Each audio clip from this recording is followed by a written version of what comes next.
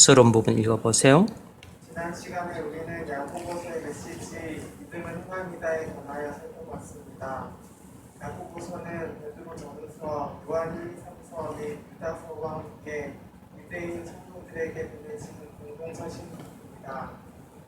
사도시대 당시 이단 시몬파는 행함을 무시한 채 단순히 믿음만 고백하면 구원받기에 충분하다고 가르쳤습니다. 초대교회 안에 이런 잘못된 주장들이 만연해 있는 혈만이 있는 상황에서 사도 야고보는 미국다움을 받는 믿음은 반드시 행함이 있다라는 사실을 가르치기 위해 서신을 보낸 것입니다. 이처럼 야고보서는 도리보다는 실천을 강조하는 윤리적인 교훈서입니다.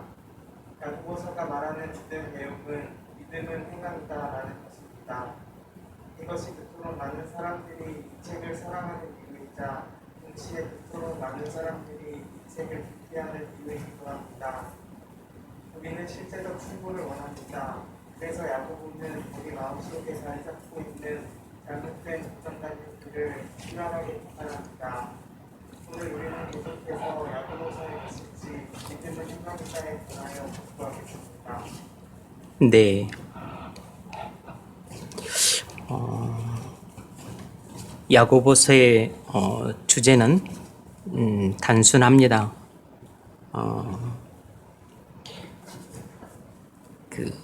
참된 믿음은 행함이 있는 믿음이다 라는 것입니다. 네. 자, 첫 번째 문제 읽어보십시오. 야고보서 1장부터 5장까지 읽으십시오.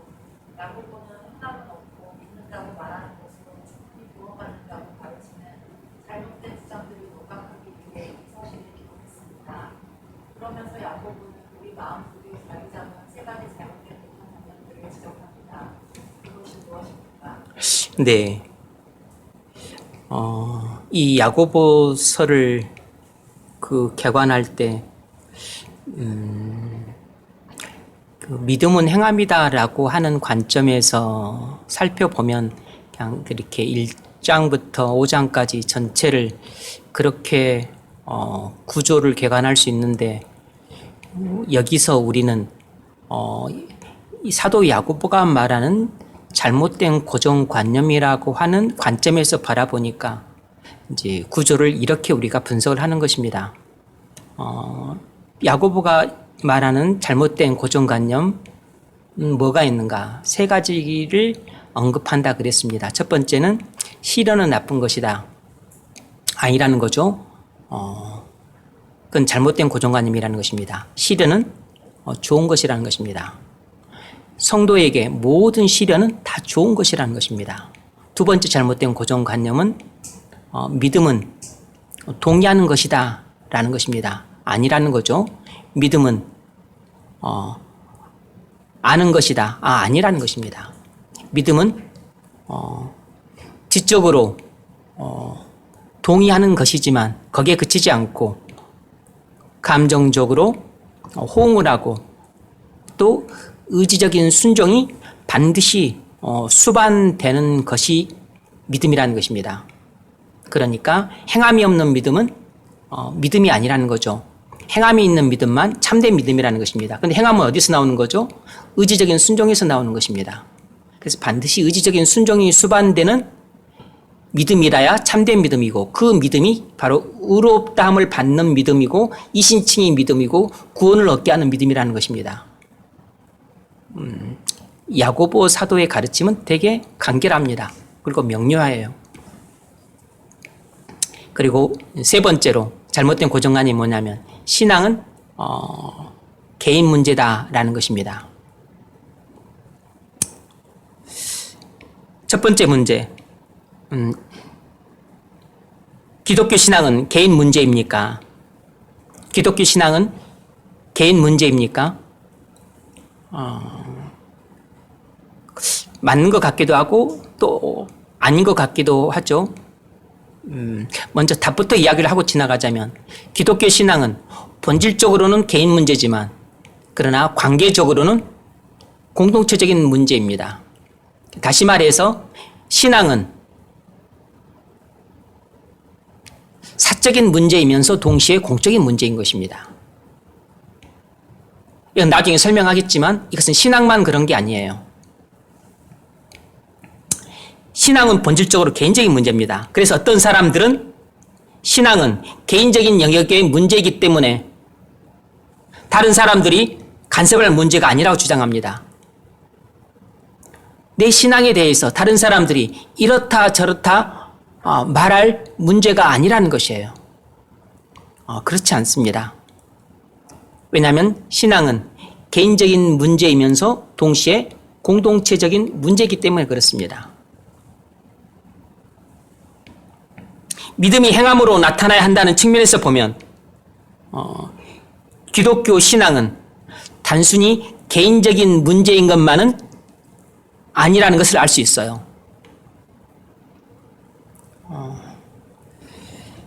기독교 신앙은 본질적인 측면에서 보면 개인적인 문제지만 관계적인 측면에서 보면 공동체적인 문제에 해당이 되는 것입니다. 예컨대 여러분이 말이나 또 어떤 시간이나 아니면 돈이나 아니면 쾌락 같은 그런 문제들에 있어서 이것들을 어떻게 다루느냐 하는 문제는 본질적으로 여러분 개인이 마음대로 자유롭게 결정할 문제지만 관계적인 측면에서 보자면 여러분 자신만 생각하고서 여러분 마음대로 자유롭게 결정해도 되는 것이 아니고 반드시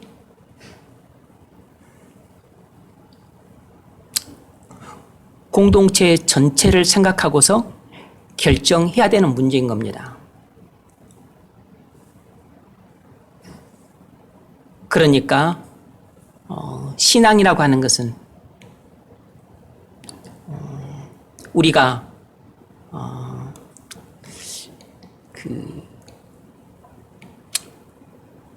단순히 이것은 개인에 속한 문제다 이렇게 생각하기 쉬운데 1차적으로는 맞는 말이에요.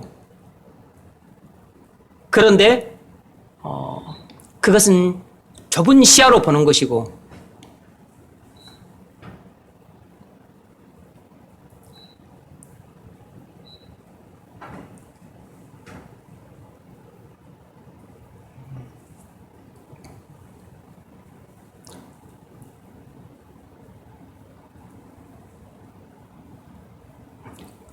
에어컨을 당신 입장에서만 그 온도를 조절하면 안 돼요. 그 전체 그래, 네.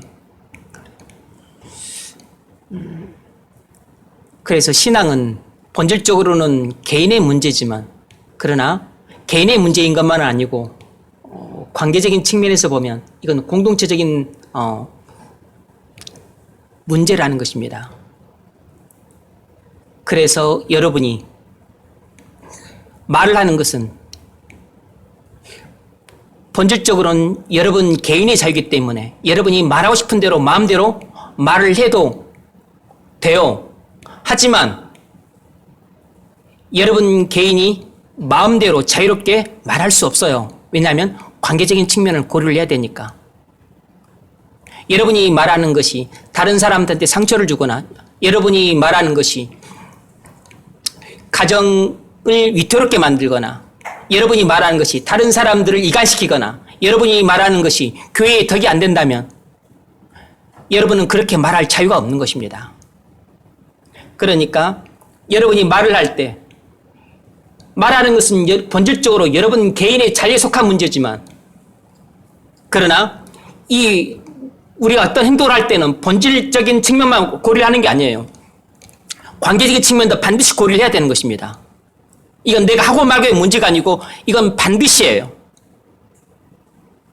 그래서 말을 할 때 다른 사람과의 관계를 깨트리는 그런 말을 하면 안 되는 것입니다. 공동체를 해를 가하는 그런 말을 하면 안 되는 것이에요. 다른 사람의 인격을 모독해서 다른 사람들을 고통스럽게 만드는 그런 말을 해서는 안 되는 것입니다. 그래서 신앙은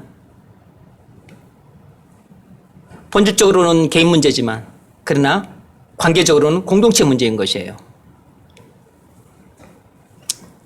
돈을 사용하는 것도 마찬가지입니다. 여러분이 마음대로 자유롭게 여러분 돈이니까 쓸 수 있지만 그러나 관계적인 측면을 보자면 여러분의 돈일지라도 여러분 마음대로 자유롭게 쓸 수 없는 것이에요.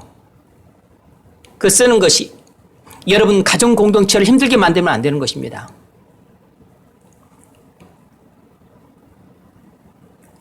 사람들에게 은혜가 안 되는 방식으로 써서는 안 되는 것이에요. 교회의 공동체에 누를 끼치고 그리고 덕이 안 되는 방식으로 써서는 안 되는 것입니다. 이건 하나님 법으로 금지가 되어 있어요.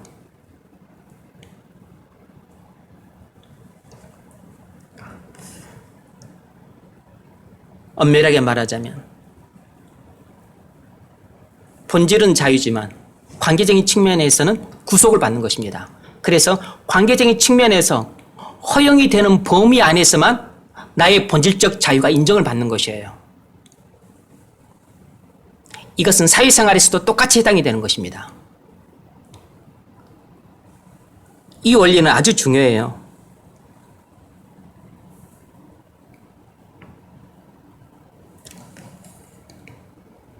여러분이 쾌락을 누리는 것도 마찬가지입니다. 여러분이 시간을 쓰는 것도 마찬가지예요. 다 본질적으로는 다 여러분의 개인의 자유에 속한 문제지만 그러나 여러분이 여러분의 시간을 쓰는 것, 관계적인 측면에서 보자면 또 여러분이 쾌락을 누리는 것, 여러분 마음대로 자유롭게 할 수 있는 게 아닙니다.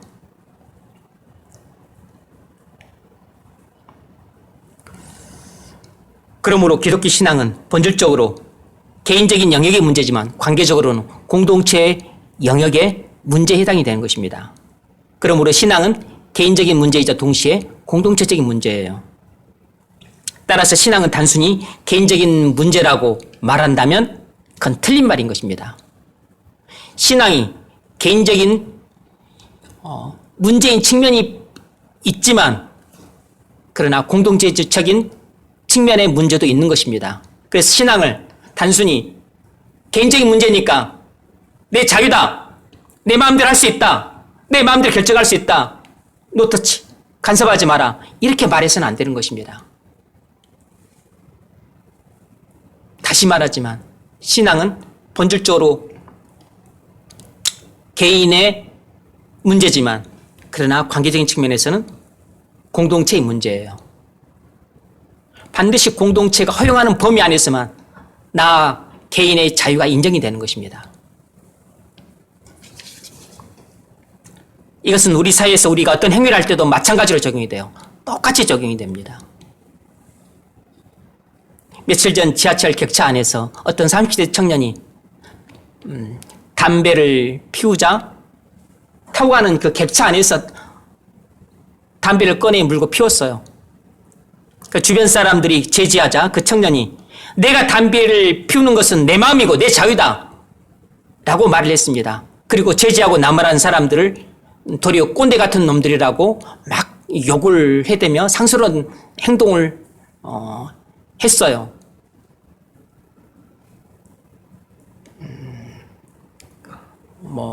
온갖 말들로 그 사람을 비난할 수 있지만 일단 그 사람은 지적으로 약간 떨어진 사람이에요. 이 문제를 어떻게 봐야 되죠? 담배를 피우는 것은 본질적으로 개인의 자유 맞습니다. 하지만 사회가 용인하는 범위 안에서만 개인의 자유는 허용이 되는 것이에요. 이것이 바로 관계적인 측면을 고려하지 않았기 때문에 이 사람은 자신의 자유만을 주장하고 있는 것이에요. 그런데 어떤 사회에서도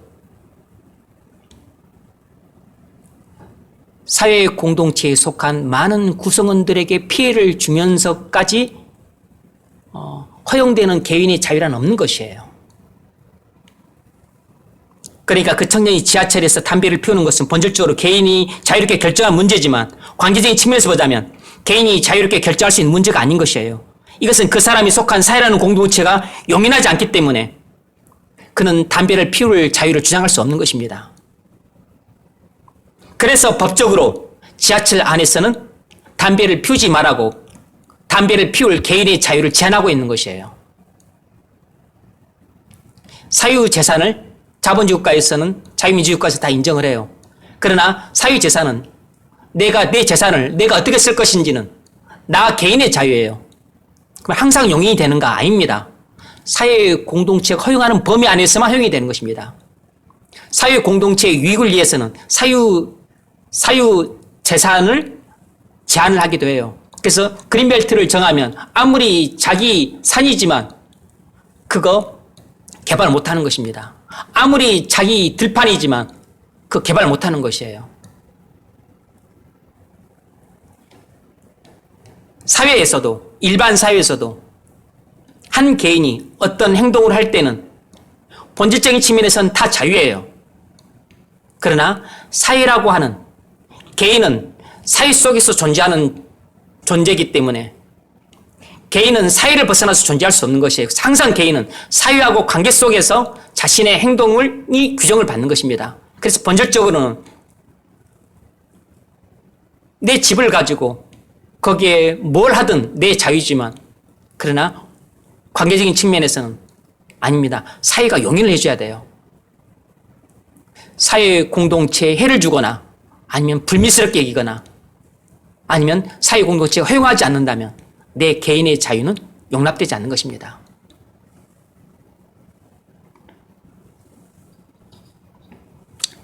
그래서 모든 일반 사회에서도 모든 행동은 반드시 개인이나 집단만이 아니라 사회 공동체 전체를 고려해서 행동을 해야 되는 것이에요. 일반 사회에서도 그러하거늘 교회 공동체 안에서는 더더욱 그러합니다. 기독교 신앙은 이 원리가 더더욱 철저하게 적용이 돼요.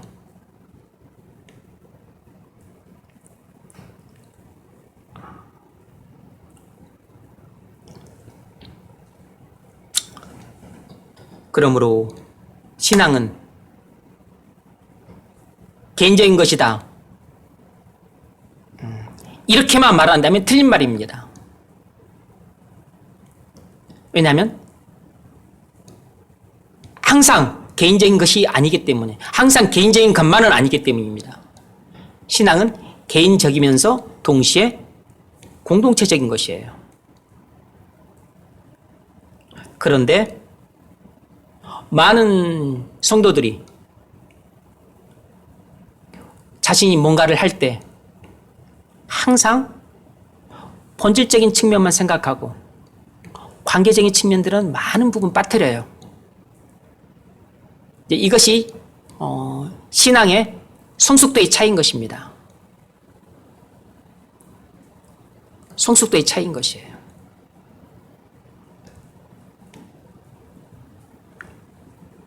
사회에서 행동할 때 지하철 객차 안에서 담배를 피우지 말라고 피우면 피우지 않는 사람들과 어린애들까지 큰 피해를 주니까 이건 아주 중요한 문제고 큰 피해를 주기 때문에 사회에서 아예 법으로 못 박아서 금지시켜 놓은 것입니다. 그래서 이것을 어기면 범칙금을 내야 돼요. 그런데 이렇게까지 하지 않은 것들이 있어요.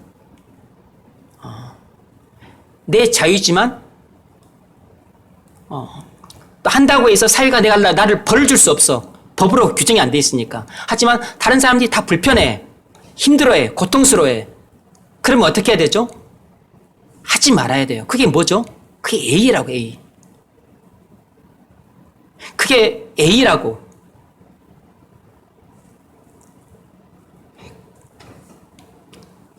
법보다 조금 약한 것이 바로 도덕인 것입니다. A. 그리고 이제 굳이 A로서 지켜야 된다고 마음속으로 그렇게 말하지 않더라도 다른 사람들을 항상 배려해서 생각해서 아, 이렇게 하면 다른 사람들이 조금이라도 불편할 수 있겠다. 조금이라도 힘들어할 수 있겠다. 아, 조금이라도 마음이 언짢을 수 있겠다. 그러면 그런 행동들을, 그런 측면들을 고려해서 내가 행동을 하는 것입니다. 예를 들면 들어올 때 조용히 바람처럼 들어올 수도 있고 아무 소리 안 나고 귀신처럼 들어올 수도 있는데 그냥 나는 원래 조용한 사람이라 조용히 들어올 수 있지만 그냥 일부러 약간 소리를 내면서 들어오는 것이에요. 왜냐하면 안에 있는 사람이 누군가가 들어올 때 누가 들어오구나 하는 것을 알아야 되니까 이 일부러 인기척을 내주는 것이에요. 어디 문 앞에 갈 때 노크도 안 하고 노크를 하는 것이 예의죠. 근데 노크하기 전에 먼저 내가 지금 당신 방으로 접근합니다 라는 인기척을 일부러 내주는 것이에요. 그건 다른 사람들 배려하는 행동이라고. 뭐 그걸 안 한다고 막 욕을 해대거나 막 그렇게까지는 하지 않지만 나는 그걸 하든지 말든지 그건 내 개인의 자유예요. 그런데 내가 그걸 하는 것은 상대방을 고려해 주는 거라고. 그건 예의보다도 좀 더 한 단계 낮은 단계지만 그러니까 훨씬 사리가 깊을 때 이런 행동들을 하는 것이라고.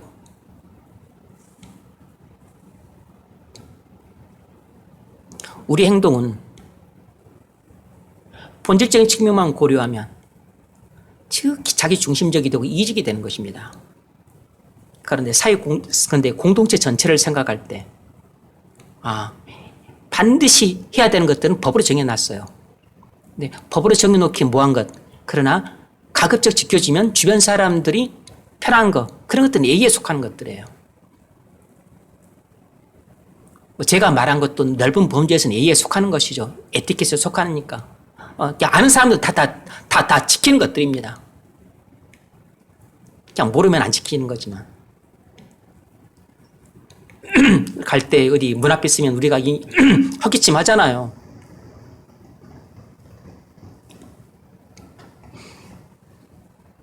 그래서 세상에서든 교회에서든 항상 우리는 어떤 행동을 할 때 항상 두 가지 측면을 고려를 해야 돼요. 하나는 본질적인 측면, 두 번째는 관계적인 측면을 고려를 해야 되는 것입니다. 어려운 말이지만 그냥 우리는 그게 사회적인 동물이라 많은 경우 훈련이 돼 있어요. 내가 이걸 하고 싶지만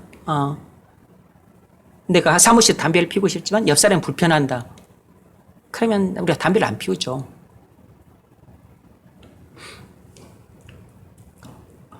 고함을 지를 수 있어요.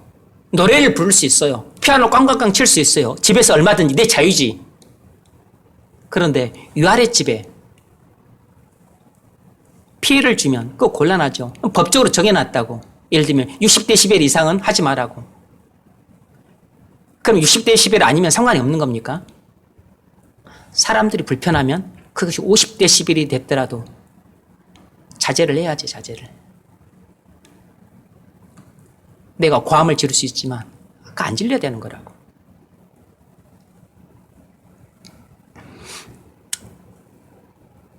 그러므로 신앙은 개인적이면서 공동체적인 것입니다. 사회에서 모든 행동도 마찬가지예요. 똑같습니다. 나는 무엇인지 할 자유가 있어요. 하지만 항상 사회라고 하는 관계 속에서 생각을 해야 되니까 사회가 용인하는 범위 안에 있으면 내가 할 수 있는 것입니다. 두 번째 문제 읽으십시오. 기독교는 개인적인 종교이자 동시에 공동체적인 종교입니다. 기독교는 더불어 사는 삶을 강조합니다. 그런데 당시 초대교회는 파벌로 인한 다툼이 많아서 분열되어 있었습니다. 무엇보다 믿음에 행함이 없는 사람들이 많았습니다. 야고보는 행함이 없는 믿음을 가진 교인들 때문에 분열된 교회에 이 편지를 쓰고 있습니다. 야고보는 교회 분열에 연루된 문제들에 대하여 네 가지를 말합니다. 그것들이 무엇입니까? 네. 당시 초대교회 많은 성도들의 오해 가운데 하나는 신앙은 개인적인 것이다 라고 생각하는 경향이 있었던 모양입니다. 아직 진리가 정확하게 정립이 되지 않은 측면이 있었기 때문에 그랬겠죠. 그래서 초대교회는 우리가 성령 충만한 교회라 항상 기쁨과 감사가 넘치고 은혜와 평강이 넘치는 교회 일 거라고만 생각하지만 분명히 그런 측면도 있었지만 그러나 역시 거기도 죄인들이 모인 곳이기 때문에 많은 문제들이 있었습니다. 갈등과 마찰과 대립과 반목이 있었고 서로 파벌이 형성이 되고 서로 세력 다툼이 있고 그래서 서로 싸우고 그리고 교회가 분열되는 이런 아픔들이 있었습니다. 뭐죠? 믿음이 있느라고 말은 하지만 행함이 없었던 것입니다. 행함이 없는 믿음을 가진 사람들이 많았던 것이에요. 이것이 이신칭이 폐단 가운데 하나인 거죠. 그럼 이신칭이가 잘못됐는가? 아니죠. 진리는 항상 양면성을 갖고 있습니다. 우리를 바른 구원으로 인도하는 측면도 있지만 많은 오해를 불러일으킬 소지도 있는 것이에요. 진리는 항상 그런 것이에요. 전혀 오해의 소지가 없다. 그러면 그건 진리가 아닐 가능성이 높은 것입니다. 그래서 행함이 없는 믿음을 가진 사람들이 많았기 때문에 교회 안에 결국 분열이 일어났습니다. 이 분열된 교회에 사도 야고보가 편지를 쓰고 있는 것이에요. 야고보가 특별히 4가지 점을 지적을 합니다. 첫 번째가 뭐냐면 교회 분열의 근원은 이기심과 교만이라고 지적합니다. 교회 분열의 근원은 이기심과 교만이라는 것입니다. 첫 번째로 이기심을 들어요. 3장 16절 시기와 다툼이 있는 곳에는 혼란과 모든 악한 일이 있습니다. 아멘. 시기와 다툼은 다 이기심에서 나오는 거죠. 다 죄성에서 나오는 것입니다. 다 정욕에서 나오는 것이에요. 내가 누군가를 시기한다. 그리고 누군가와 다툰다.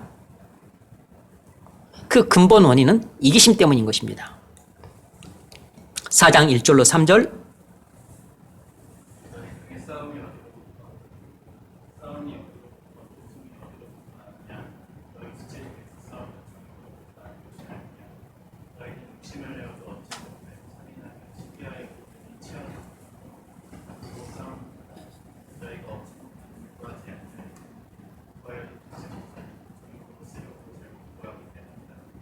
아멘.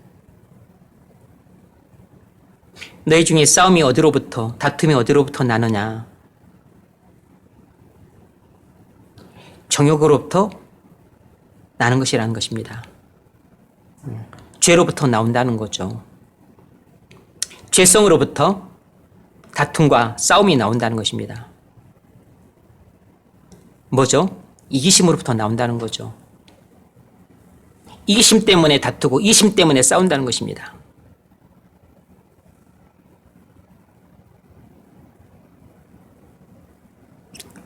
너희가 얻지 못하면 구하지 아니하기 때문이요 구하여도 받지 못하면 정욕으로 쓰려고 잘못 구하기 때문이라.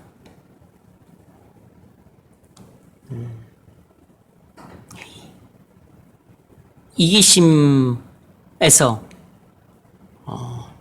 뭔가를 얻기 위해 구하는 기도는 응답받지 못한다는 것입니다. 여러분, 우리의 이기심은 서로 충돌하기 때문에 반드시 다툼을 불러일으키고 그리고 마침내 교회를 분열케 합니다.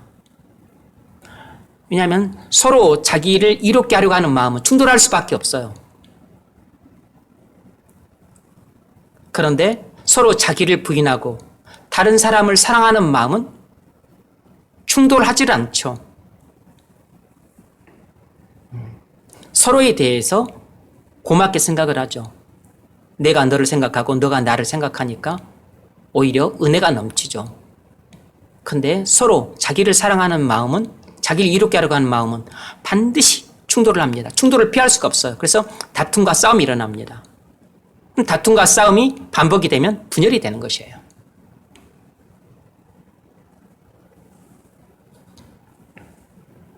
그러므로 여러분이 교회 일꾼으로 섬기려면 먼저 이기심을 다스릴 줄 알아야 합니다. 만일 여러분이 이기심을 제대로 다스리지 못한 채 교회 일꾼을 섬기게 되면 여러분은 많은 사람들과 부딪히게 됩니다. 많은 사람들과 다투게 돼요. 그리고 코딱지만한 문제에도 시험에 들고 그리고 또 작은 선한 일에도 실족을 하게 돼요.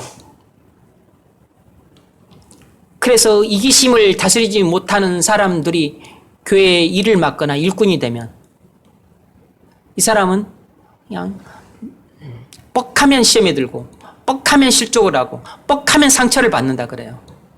아주 피곤한 사람이 되는 겁니다.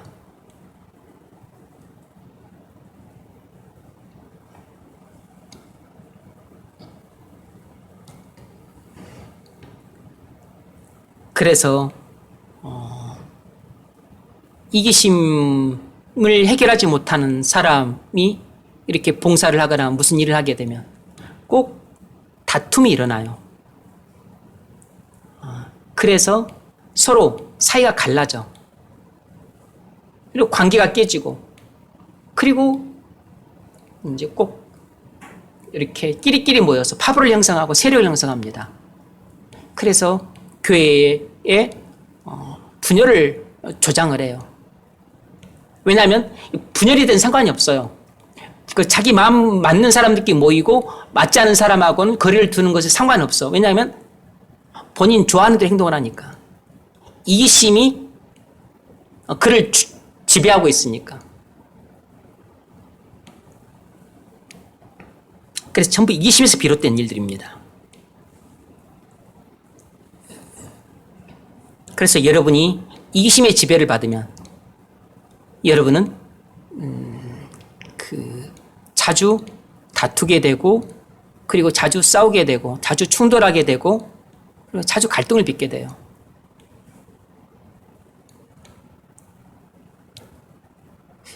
이기심을 잘 통제를 해야 갈등과 마찰을 피하게 되고, 그리고 다툼과 또 싸움도 피하게 되고, 그리고 교회의 분열을 가져오는 그런 일들을 하지 않게 됩니다.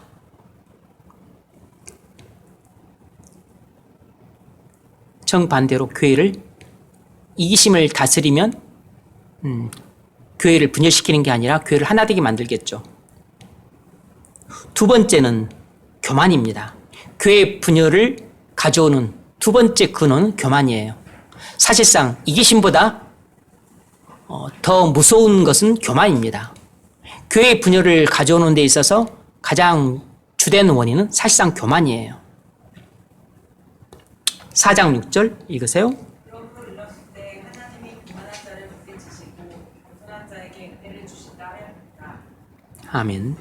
교회 안에서 갈등을 일으키고 파벌을 만들고 교회를 분열시키는 사람들 안에는 항상 교만이 자리 잡고 있습니다. 자기를 남보다 낫다고 생각하기 때문에 자기 결정을 고집하고 자기 생각을 주장을 해요. 그래서 잘 이렇게 화평하게 지내지를 못합니다. 그래서 사람들이 교만한데 교회가 하나 되는 경우는 없어요. 교만이 무너져 내려 겸손해져야 교회가 하나가 될 수 있습니다. 우리가 교만한 상태에서는 절대로 하나가 되지 못합니다. 그래서 이기심이 지배를 하고 교만이 장악을 하고 있으면 그 사람은 싸움의 그 원인 제공을 하게 돼요.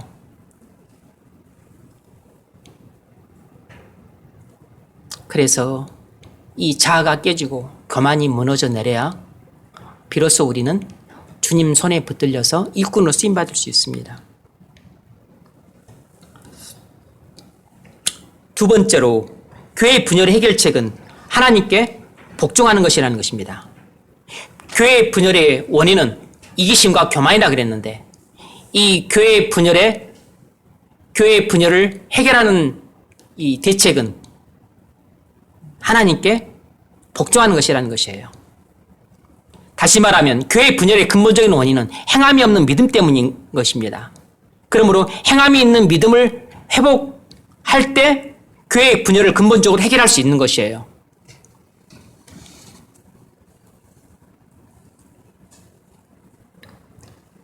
그럼 어떻게 행함이 있는 믿음을 회복할 수 있을까요? 모든 문제는 불순종에서 나왔기 때문에 야고보는 하나님께 복종을 명합니다. 교회에 분열을 가져온 것은 이기심과 교만 때문이에요. 따라서 이기심과 교만의 문제를 해결해야 됩니다. 그래서 이 이기심과 이 교만이 깨지고 무너져 내려야 됩니다.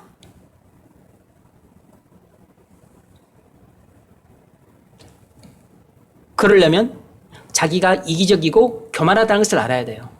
이게 자기 자신의 참 모습을 봐야 됩니다. 이게 뭐죠? 죄를 자각하는 거죠.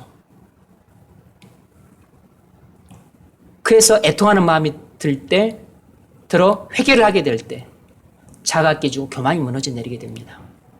그래서 겸손하고 낮아지게 돼요.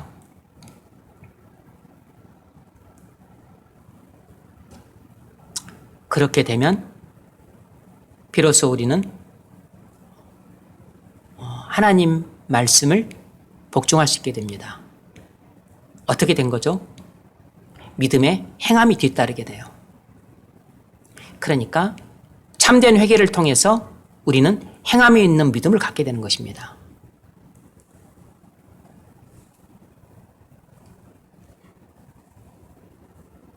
겸손해지려면 자신에 관한 사실을 바로 깨달아야 됩니다.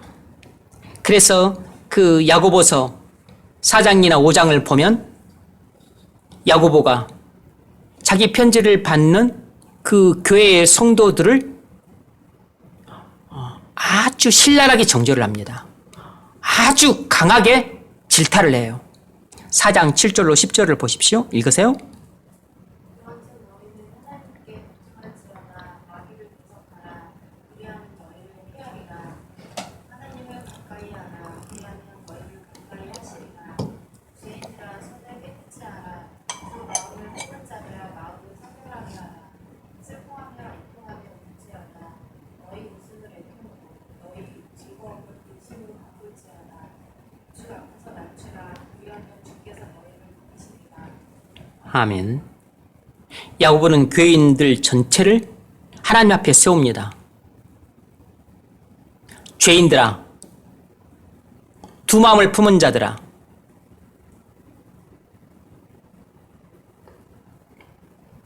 교만하고 자고한 자들아, 이렇게 그들을 부르면서 이것이 바로 그들의 실제 모습이라는 것입니다. 그리고 회개를 촉구합니다. 손을 깨끗이 하라. 마음을 성결하게 하라. 슬퍼하고 애통하며 울어라. 지금이 애통해야 할 때인데 왜 웃느냐? 지금이 근심할 때인데 왜 즐거워하느냐? 지금이 눈물을 흘릴 때인데 왜 웃느냐? 이렇게 책망하고 있는 것이에요. 아주 강하게 질타를 하고 있는 겁니다. 아주 엄하게 정죄를 하고 있어요. 왜냐하면 그들의 행함이 없는 믿음 때문에 교회에 분열이 왔기 때문에. 그래서 뭐라고 하죠? 주 앞에서 낮추라. 그래야면 주께서 너희를 높이시리라. 무슨 말입니까? 겸손하고 낮아지라는 것입니다. 이기심과 교만과 자고함이 다 깨지고 무너져서 그래서 겸손하고 낮아져야 된다는 것입니다. 왜냐하면 교만함과 자고함과 이기심 때문에 다툼이 일어났고 다툼 때문에 분열이 왔으니까. 그래서 그것을 분열을 하나 되게 하고 그리고 다툼을 화평으로 바꾸려면 마음이 겸손하고 낮아져야 된다는 것이에요. 4장 13절로 16절에서도 계속 말하죠. 읽으세요. 그러나 너희 중에 말하기를 오늘이나 내일이나 우리가 어떤 도시에 가서 거기서 1년을 머물며 장사하여 이익을 보리라 하는 자들아. 네, 이 말 자체가 정죄예요.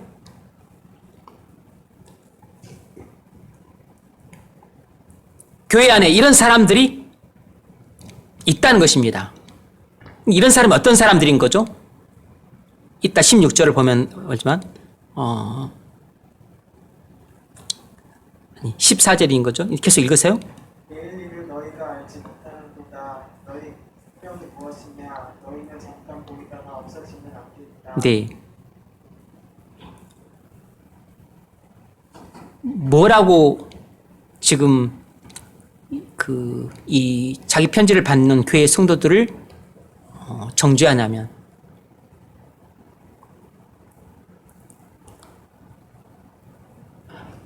아침 안개처럼 쉬 사라질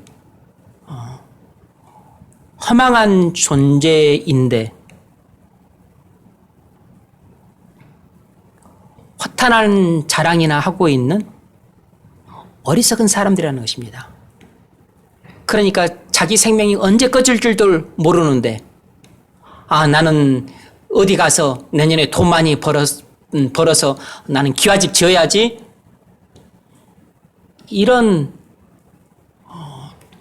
허탄하게 짝이 없는 이런 자기가 안개처럼 있다가 금방 사라질 허망한 존재인지도 모르고, 그리고 이런 허탄한 자랑이나 하면서 살고 있는 사람들, 그들이 바로 어리석은 자들이라는 것이에요.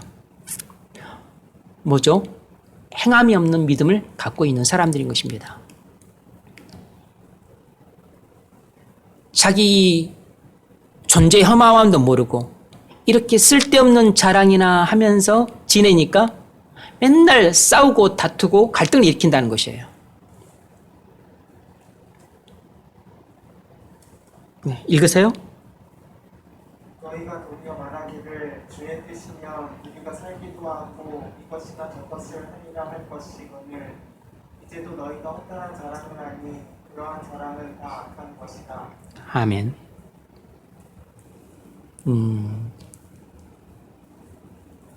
정리하자면 야고보는 이런 사람들을 어리석은 사람이라고 정죄하고 있는 겁니다. 내가 어디 가서 장사를 해서 돈 많이 벌어가지고 내가 기와집 지어야지, 어리석은 사람이라는 것이에요.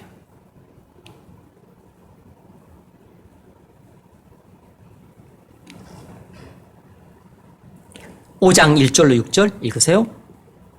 들으라 구원자들아 너희의 힘과 희생으로 말미암아 물고 통곡하라. 너희 재물은 썩었고 너희 옷은 두꺼웠으며 너희 군과 옷은 이 목이 너희에게 증거가 되며 그같이 너희 살을 먹을까. 너희가 말세 재물을 쌓았다. 보라 너희 밖에서 추수한 폭력이 죽지 아니하였으니 소리 지르며 그 추수한 자의 우는 소리가 만군의 주의 귀에 들렸느니라. 너희가 땅에서 사치하고 방종하여 사육의 날에 너희 마음을 편식하였구나. 너희는 의인을 정죄하고 죽었으나 그는 너희에게 대항하지 아니하였구나. 아멘. 여러분, 교회 분열은 우리가 이기심과 교만 때문에 하나님께 불순종해서 빚어진 결과물입니다. 교회 분열은 이기심과 교만으로 인한 불순종의 결과물이에요. 분열된 교회를 하나 되게 하려면 궁극적이고 최종적으로는 교회 전체가 하나님 말씀에 순종을 해야 됩니다. 그러려면 먼저 우리 자신의 죄를 깨닫고 회개를 해야 돼요. 그래서 야고보는 성도들의 죄를 깨닫게 하기 위해서 그들의 죄를 여러 측면에서 적시를 하고 있어요.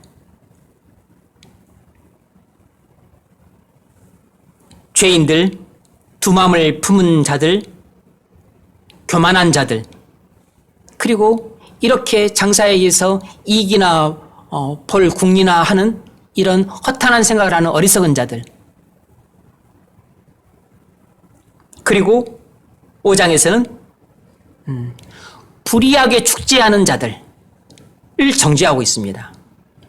단순히 부자들을 정죄하고 있는 게 아니고 이들이 어떻게 부를 쌓았죠? 왜 이들의 재물을 썩었다고 말합니까? 왜 이들의 금과 은은 녹이 슬었다고 말하죠? 왜 재물을 쌓은 것을 정죄를 합니까? 너희가 말세에 재물을 쌓았도다. 그것은 사절 5절, 6절 때문에 그런 거죠.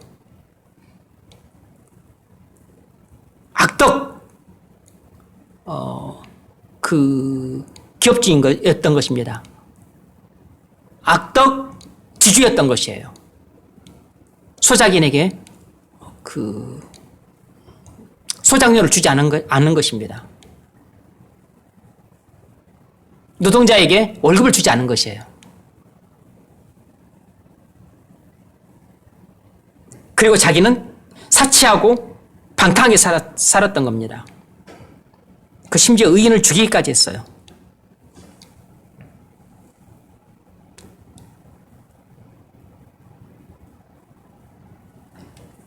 그래서 야고보가 이렇게 교회의 성도 전체를 향해서 이렇게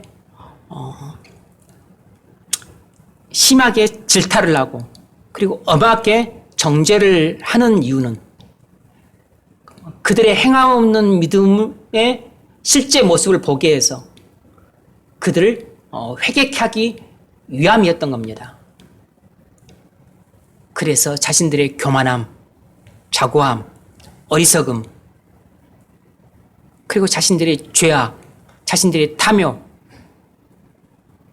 이것들을 깨닫고 하나님 앞에 통해 자복하도록 하기 위해서 이렇게 질타를 하고 있는 것이에요. 그래서 그들의 교만이 깨지고 자고함이 깨지고 그리고 또 이기심이 깨지고 그리고 어리석음이 깨지고 그들의 탐욕이 깨져야만 그래서 그들이 겸손하고 또 낮아지고 그래서 새로운 심령을 가진 사람이 되야만 비로소 하나님 말씀에 복종할 수 있기 때문인 것이에요. 이때 비로소 불순종으로 인한 교회의 분열이 순종으로 인해서 교회가 하나가 될 수 있는 것입니다. 이것이 바로 행함 없는 믿음 때문에 교회가 분열됐는데 이렇게 심령이 새롭게 되어서 행함이 뒤따르는 믿음을 갖게 될 때 비로소 교회가 다시 연합과 친교 가운데 접어들 수 있는 것이에요.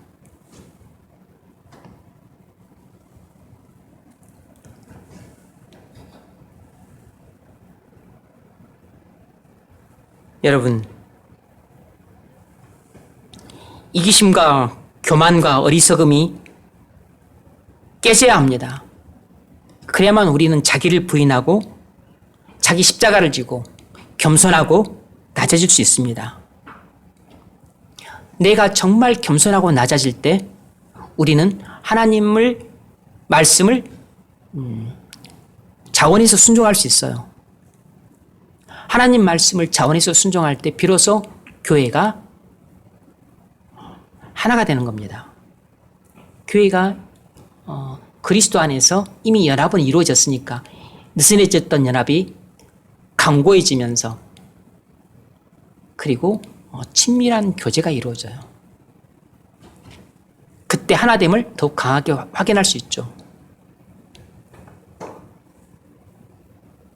우리는 회개를 통해서 겸손해지기 전까지는 하나님께 순종하지 않습니다. 마음이 교만한 사람은 절대 순종하지 않아요. 겸손해져야만, 낮아져야만 순종을 합니다. 만약 여러분이 순종하지 못하고 있다면 여러분은 물어보나 마나 여러분은 마음이 교만한 상태인 것이고 그리고 마음이 스스로 높아져 있는 상태에 있는 것이에요.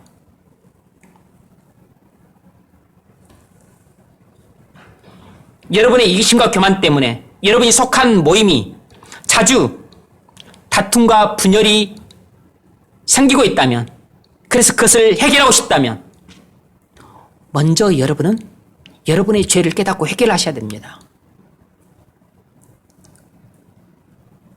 그래서 여러분의 자아가 깨지고 이기심, 교만, 자고함, 어리석음, 탐욕 이런 것들이 다 깨지고 무너져야 돼요. 그래서 여러분이 겸손하고 낮아지게 된다면 여러분은 하나님 말씀을 자원함으로 기쁘게 순종할 수 있게 돼요. 그러면 여러분의 그 겸손함과 낮아짐 때문에 여러분이 속한 모임이 하나가 될 수 있습니다. 이것이 바로 행함이 있는 믿음이에요. 그러므로 여러분이 회개를 하고자 한다면 먼저 여러분의 자신의 실체를 똑똑히 보셔야 됩니다. 여러분의 자신에 대한 사실을 성령의 조명으로 똑똑히 보셔야 돼요.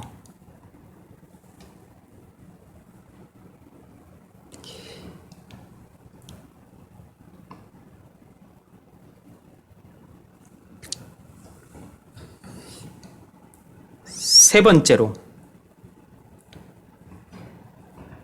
야고보가 말하는 것은 임박한 하나님의 심판을 준비하라는 것입니다. 임박한 하나님의 심판을 준비하라는 것이에요. 5장 7절로 11절.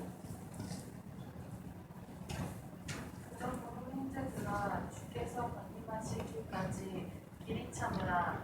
보라 북두가 땅에서 나는 귀한 열매를 바라고 길이 참아 이른 비와 늦은 비를 기다리나니 너희도 길이 참고 마음을 굳건하게 하라.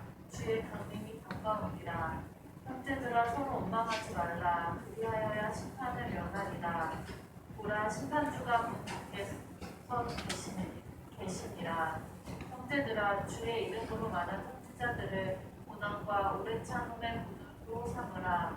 보라 인내하는 자를 우리가 복되다 하나니 너희가 욥의 인내를 들었고 주께서 주신 결말을 보았거니와 주는 가장 자비하시고 긍휼히 여기시는 이시니라. 아멘. 야고보는 자기 편지를 받는 성도들에게 하나님의 심판을 준비하라고 당부하고 있습니다. 9절.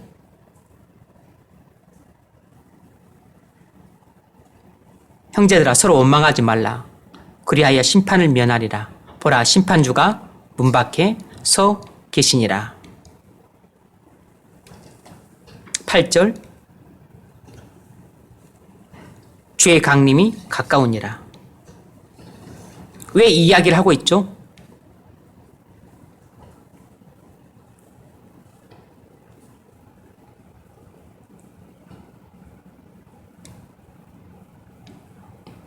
하나님의 심판이 가깝다는 것을 알면 이 세상의 삶에 너무 집착하지 않을 수 있기 때문입니다. 심판날을 준비하기 때문이에요.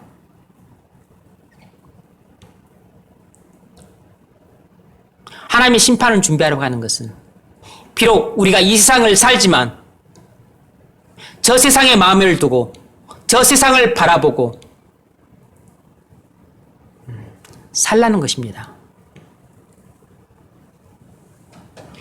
여러분, 심판주가 오시면 여러분이 이 세상에 살 때 의지하던 모든 것들은 다 사라집니다. 그때 우리에게 남는 것은 딱 두 가지예요. 우리의 죄와 우리의 의밖에 없습니다.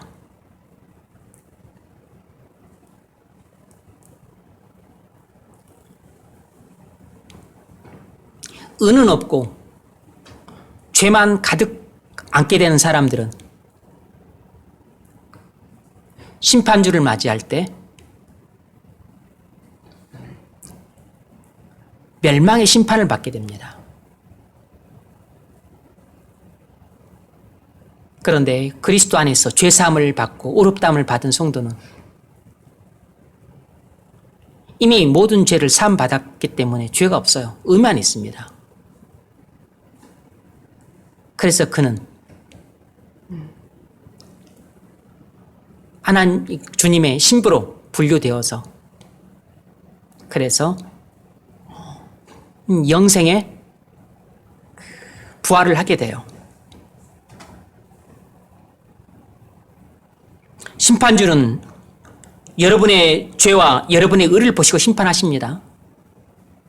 주님은 여러분이 돈을 어떻게 썼는지 심판하실 것입니다. 앞서 5장에서 부자들이 정죄를 받았던 것은 부자라는 이유 때문에 정죄를 받은 게 아니에요. 그들이 돈을 버는 방법도 잘못되었고 그들이 돈을 썼던 방법도 잘못되었기 때문입니다. 축제와 그리고 재물 사용 이 두 가지 측면에서 잘못되었기 때문에 그들이 정죄를 받은 것이에요.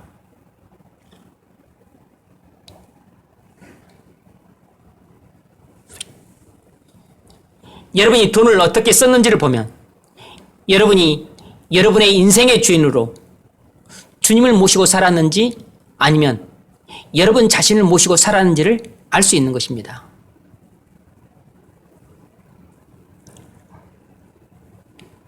우리가 어떻게 사는 것이 이 세상에서 가장 잘 사는 것이겠습니까? 우리가 이 세상에서 가장 잘 사는 것은 저 세상에 마음을 두고 그리고 저 세상을 바라보고서 사는 것이에요. 이 세상에 마음을 두지 않고 그리고 이 세상을 바라보지 않고 그리고 저 세상에 마음을 두고 저 세상을 바라보며 사는 것이 이 세상을 가장 잘 사는 방법입니다. 그것을 주님은 그것을 야고보는 보라 심판주가 문 밖에 서 계시니라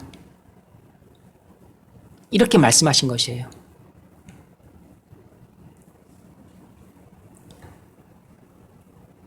주님의 심판이 임박했다는 것입니다. 4장 4절 읽어보세요. 가늠한 여인들아 세상과 못된 것이 하나님과 원수가 있느냐 그러니 그들은 세상과 벗은 제사하는 자는 스스로 하나님과 원수가 네. 실제로 간음죄를 저질러서 간음한 여인들아라고 부르고 있는 것이 아닙니다. 간음한 여인들아라고 부르고 있는 것은 영적인 의미예요. 성도들이 세상을 미워해서 구분된 삶을 살아야 되는데 오히려 세상을 사랑해서 세상을 가까이 하고 그리고 세상과 친구처럼 그렇게 친밀한 삶을 살았던 겁니다. 바로 이런 사람을 간음한 여인이라고 정죄하고 있는 것입니다. 간음한 여인이란 다름 아니라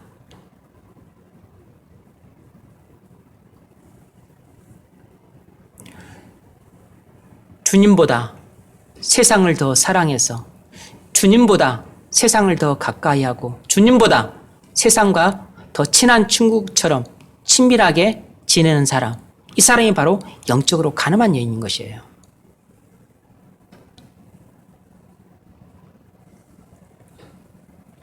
여러분이 세상의 영향을 깊이 받아서 세상의 유행과 풍조를 받아들이고 살고 있다면 여러분이 바로 간음한 여인입니다. 세상의 유행을 따른다고 하는 것은 그만큼 그것을 좋아한다는 뜻이고 사랑한다는 뜻이고 그리고 그만큼 가까이 한다는 뜻이고 그만큼 친구처럼 그렇게 친밀하게 그것들을 친밀하게 지낸다는 뜻입니다.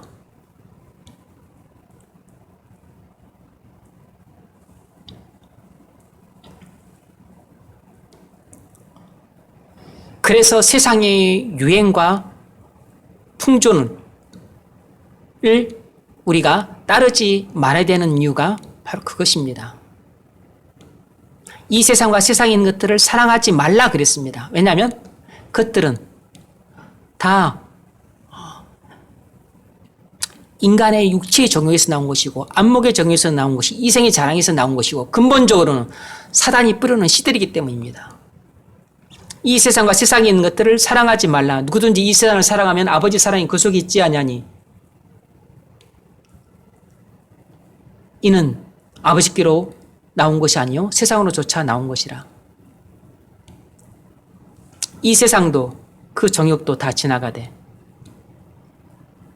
오직 하나님의 뜻 행하는 영혼이 거하느니라.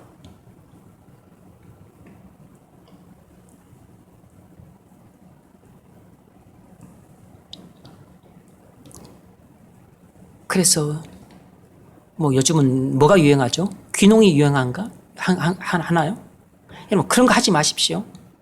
예전에 전원주택 유행했습니다. 그런 거 따라가지 말라고. 영어 유치원은 지금도 유행하고 있는데 그런 거 따라가지 말라고요. 무슨 뭐 요즘은 좀 뜸하죠. 워낙 폐단이 많이 발생을 해서 뭐죠? 조기 유아, 뭐 기러기 엄마, 기러기 아빠. 여러분 가정 다 깨지는 겁니다. 세상의 유행이라고.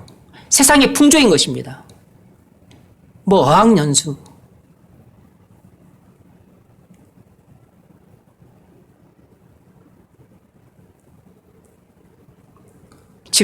지금은 뭐 영혼을 끌어모아 뭐 주식 투자한다고 하더라고요. 여러분 그런 거 하시면 안 되는 겁니다. 그건 세상의 풍조라니까요.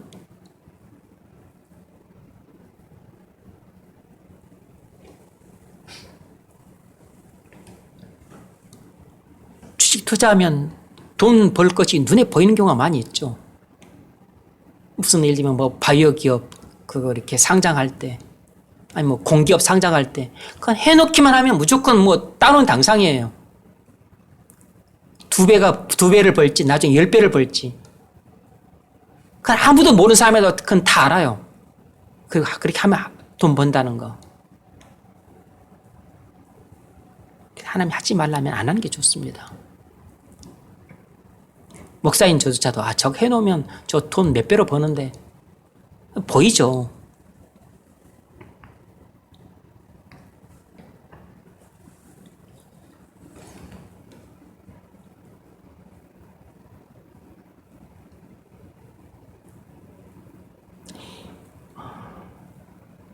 심판주가 문 밖에 서 계신다는 말은 주님 재림이 가깝다는 뜻입니다.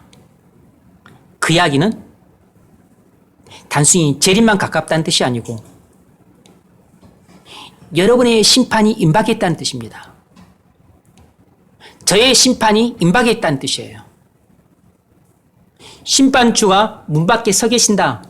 곧 문 열고 들어오신다는 뜻입니다. 이것은 주님 재림을 본디 가리키는 말이지만 우리는 주님 재림하기 전에도 우리가 오늘 밤에 죽으면 우리는 오늘 밤에 심판주를 맞는 것입니다. 그러므로 항상 우리는 우리 문 밖에 심판주가 서 계시는 것이에요.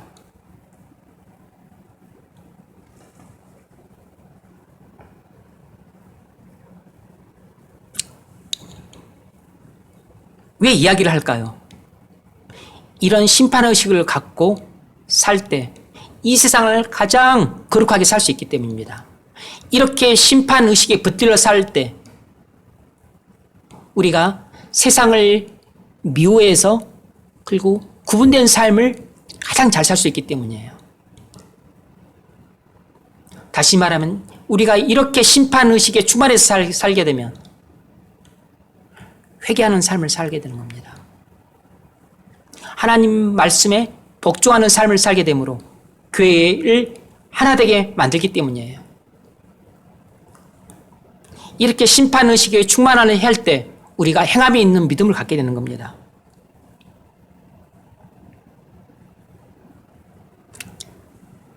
심판주가 문 밖에 서 계신다는 이야기를 듣고 어떤 사람은 기뻐서 춤을 추고 어떤 사람은 무서워서 벌벌 떱니다.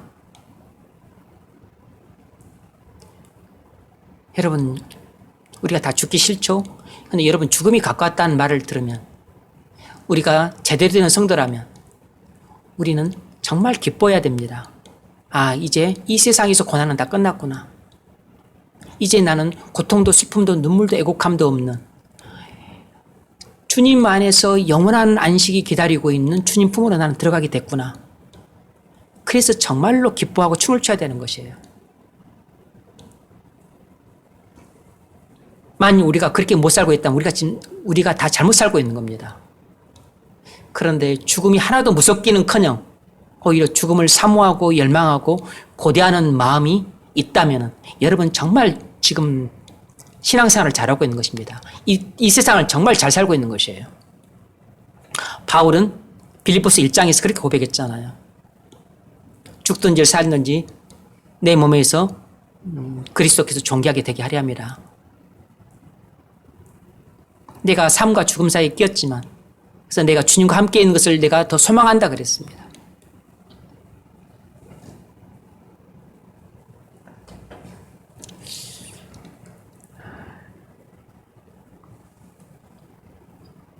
만일 우리가 이 세상을 살지만 이 세상에 마음을 두지 않고 이 세상을 바라보지 않고 저 세상에 마음을 두고 저 세상을 바라보며 살고 있다면 여러분이야말로 사도 야고보가 말하는 행함이 있는 믿음을 가진 사람입니다. 여러분은 정말로 문 밖에 그 심판주가 계신 것을 믿고 준비하고 살아가는 사람인 것이에요. 저와 여러분이 다 이런 성도가 될 수 있기를 바랍니다. 네 번째로, 성도들은 각별한 관심을 갖고 서로를 대하라는 것입니다. 성도들은 각별한 관심을 갖고 서로를 대하라는 것이에요. 분열된 교회를 하나 되게 하기 위해서 우리는 뭘 해야 되는가? 우리는 서로에 대해 각별한 관심을 갖고 대해야 된다는 것입니다. 5장 13절로 20절까지 읽으세요. 5장 13절.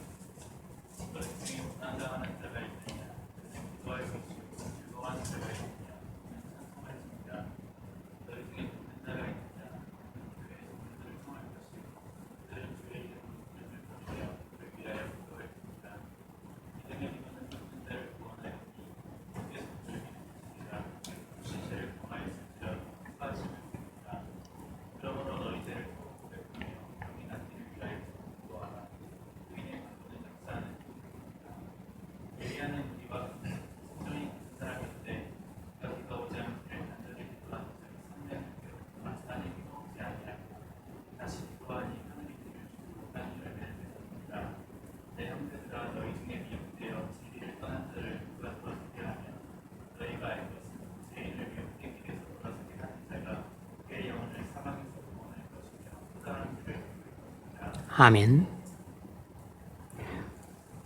교회 안에서 신앙생활을 하고 있는 성도들에게는 고난당하는 자가 있습니다.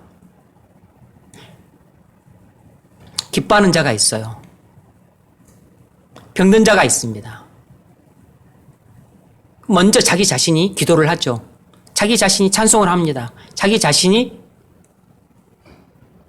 또 목사님을 청해서 와서 예배를 드리고 또 기도를 받습니다. 그런데 자기만 할 것이 아니고 우리가 고난당하는 자가 있으면 그 고난당하는 자를 위해서 기도 부탁을 하든 안 하든 기도를 각별한 관심을 갖고 기도를 해주라는 것입니다. 고난당한 자가 있느냐? 그는 기도할 것이요. 그만 기도를 하는 게 아니고 다른 사람도 기도를 해줘야 되는 것이에요. 즐거운 일이 생겼다면 그는 말하지 않아도 감사하고 찬송을 부르겠죠.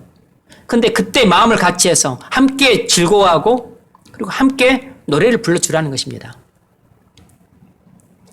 병든 자가 있으면 목사님을 청해서 주의 이름으로 기도를 받아야 돼요. 그런데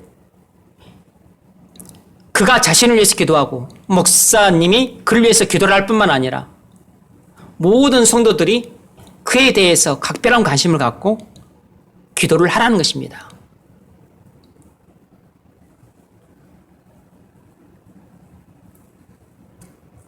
병이 낫기를 위하여 서로 기도하라. 의인의 강구는 역사하는 힘이 큼이니라. 그러면서 엘리야 이야기를 끄집어냈어요. 그리고 마지막으로 누가 진리를 떠나서 미혹되어서 그렇게 방황하고 있다면 그 사람 내버려두지 말라는 것입니다. 그에게 관심을 갖고 그리고 그를 위해서 기도하고 그리고 그가 다시 미혹된 길에서 진리로 돌아올 수 있도록 그렇게 하라는 것입니다.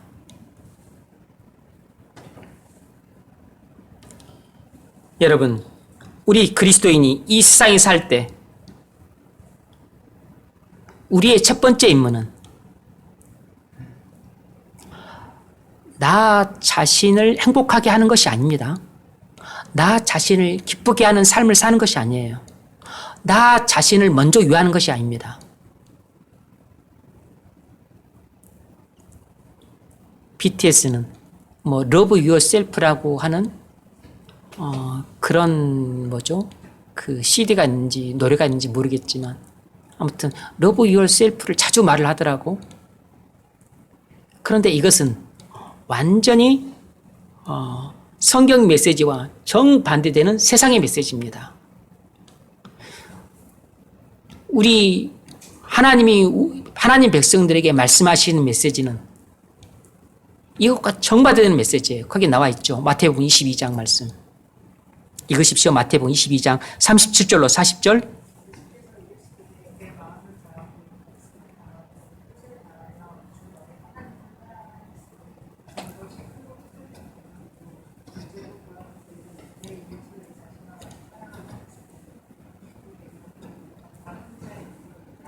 아멘. 물론 BTS가 말하는 Love Yourself가 단순히 어떤 자신만을 위한 사랑, 이기적인 사랑 그런 뜻이라기보다는 꼭 또 자기가 힘들거나 지치거나 실패했을지라도 너무 자기를 자책하거나 미워하거나 그렇게 하지 말고 괜찮아, 나는 훌륭해, 또 나는 다 잘할 수 있어, 다시 일어서면 돼, 스스로를 위로하고 격려하라는 그런 메시지라고 생각을 해요.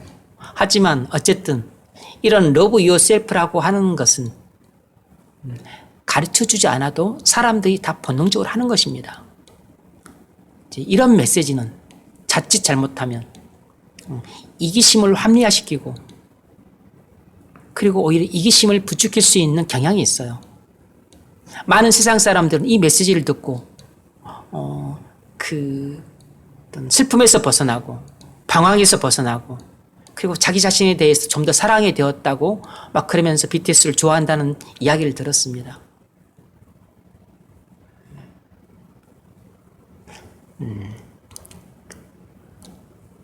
그럴싸하지만 잘못된 메시지를 듣고 얼마든지 세상 사람들 위로를 받을 수 있습니다. 격려를 받을 수 있어요. 이것은 완전히 진리와 대척점에 서 있는 완전히 거짓된 메시지입니다.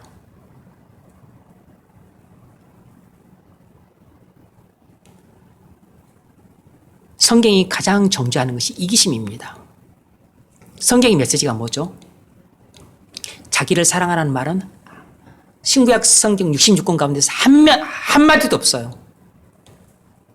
성경이 우리에게 주는 임무는 첫 번째가 하나님을 사랑하는 것입니다. 마음을 다하고 목숨을 다하고 성품을 다하고 힘을 다해 주 너의 하나님을 사랑하라.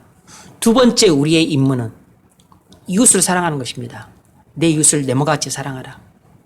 세 번째는 Love Yourself, 너 자신을 사랑하라. 그거 없습니다.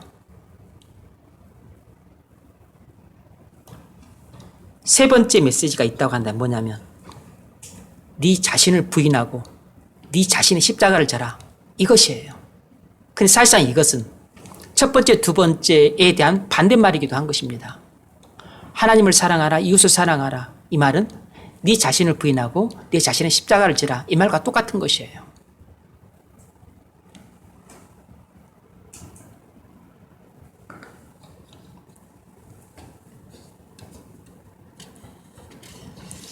나의 이기심은 하나님보다 나를 더 사랑하게 만들고 이웃보다 나를 더 사랑하게 만듭니다. 그래서 나의 이기심은 나를 하나님을 떠나서 세상으로 가까이 가게 만들어요. 주님보다 세상을 더 사랑하게 만들고 주님보다 세상을 더 친밀하게 교제하게 만듭니다. 나의 이기심은 그래요. 나의 이기심은 상대방의 이기심과 충돌하기 때문에 다툴 수밖에 없어요. 그래서 교회가 분열될 수밖에 없는 것입니다.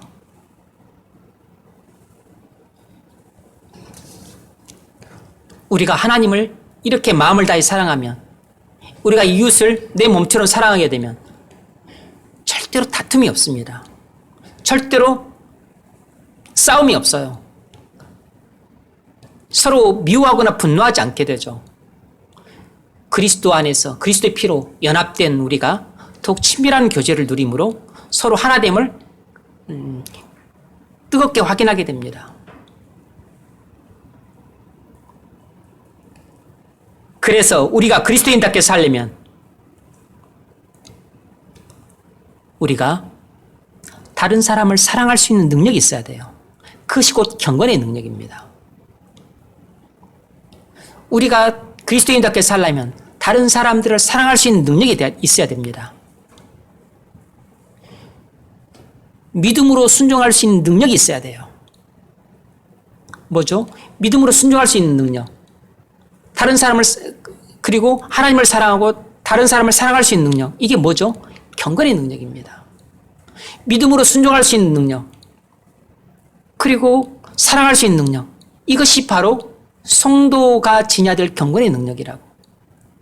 이것이 있으면 우리는 다른 사람들을 감동시킬 수 있습니다. 다른 사람들을 변화시킬 수 있다고. 이것이 바로 야고보가 우리에게 추천하는 행함이 있는 믿음입니다.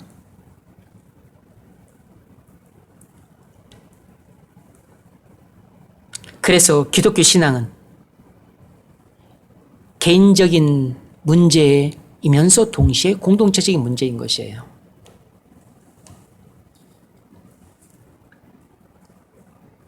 내가 이렇게도 할 수 있고 저렇게도 할 수 있지만, 그러나 항상 공동체 안에서 나를 생각해야 되기 때문에 나는 나를 사랑하고 나를 위해서 뭔가를 하고 나를 이롭게 하고 나를 유익하게 하고 나를 편리하게 하고 내 기분을 좋게 하고 나를 행복하게 하고 싶죠.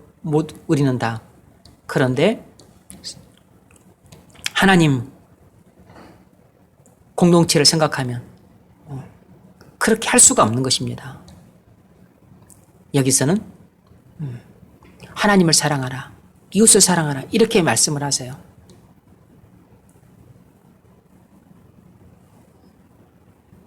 그러므로 우리는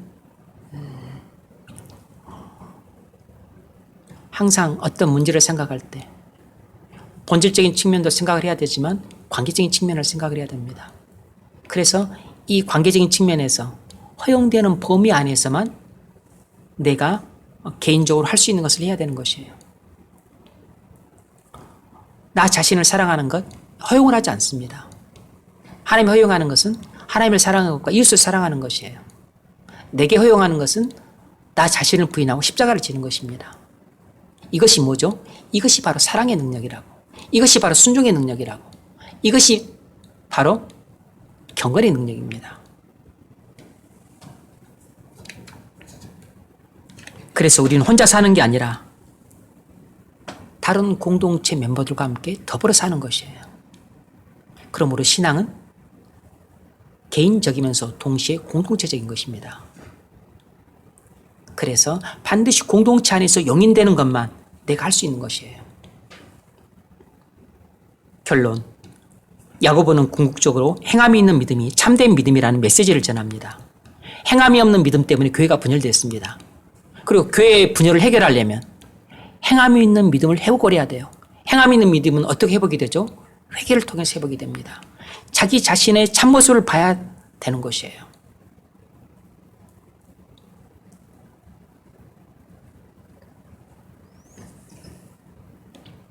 그래서 저와 여러분은 이 야고보의 정죄가 바로 나를 향한 정죄인 것입니다. 우리를 향한 정죄라고. 나 때문에 가정이 화목하지 못하고, 나 때문에 직장이 화목하지 못하고, 나 때문에 교회가 화목하지 못한 것입니다. 그러므로 회개해야 될 사람은 너가 아니라 바로 나인 것이에요. 내가 하나님을 사랑하고 그리고 너를 사랑하면 교회는 화목해집니다. 하나가 돼요. 그래서 저와 여러분이 회개를 통해서 행함이 있는 믿음을 회복할 수 있기를 주의 이름으로 축원합니다.